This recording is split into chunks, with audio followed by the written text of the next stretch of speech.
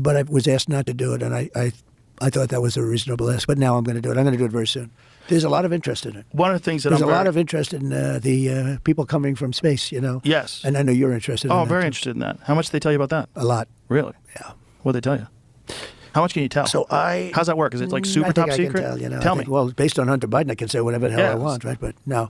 But I interviewed a few people. It's never been my thing, I have to be honest. I have never been a believer. I have people that Area 51 or whatever it is, I think it's the #1 tourist attraction in the whole country or something. Area 51 in Las Vegas. Do you know that, right? Sure. I know what it is. So anyway, but it's a big tourist thing. So I interviewed jet pilots that say they saw something.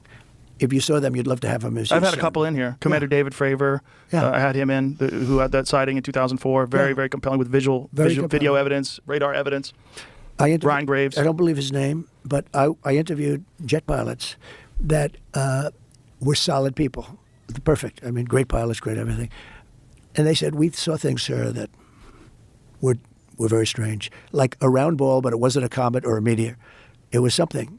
And it was going 4 times faster than an F-22, which is a very fast plane, And it was round, which is in theory a great shape. So when you were talking to these people, was this something that you were compelled to have conversations about? Was this your personal interest? No, a little bit. It's not a great interest for me, but it's a little interest. I get that question as much as almost any question. Do you think that we have aliens coming, flying around or whatever? What do you think? There's no reason not to. I mean, there's no reason not to think that Mars and all these planets don't have life, because Mars, we've had probes there and rovers, and I don't think there's any life there. Well, maybe it's life that we don't know about. Maybe there was life there at one point in time. This is a speculation about Mars, that Mars had an atmosphere at one point in time, a long time ago, that could support life. It also had large bodies of water, but we've had no evidence of even bacterial life that exists on Mars. But the universe is pretty vast. It's not been a big thing for me. I mean, when I looked at what China did to this, they would have never done it with me, where they put the balloon up.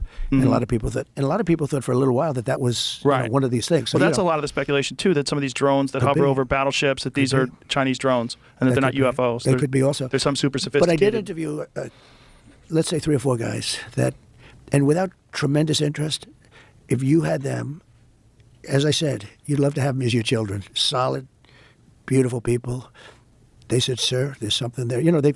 There's something there. Said it, Yeah, I've talked to quite a few of them. They're not conspiracy guys. Well, I mean, just the Commander David Fravor thing in 2004 off the coast of San Diego, they clocked that thing going from 50,000 feet above sea level to 50 in a second. Yeah. They don't know what it is. That's tough to beat. Yeah, they saw something in the water. It was hovering over that something that was making a disturbance in the water. They got video evidence of this thing. 2 different fighter jets with pilots in them saw it. There's, visual evidence, photographic evidence, video evidence, radar evidence, whatever the hell it is. It moves in a way that would turn a human being into jello if you're inside of it. The G-force, no one would survive. Oh, so what is that? And it doesn't have a heat signature. They don't know what their propulsion system was.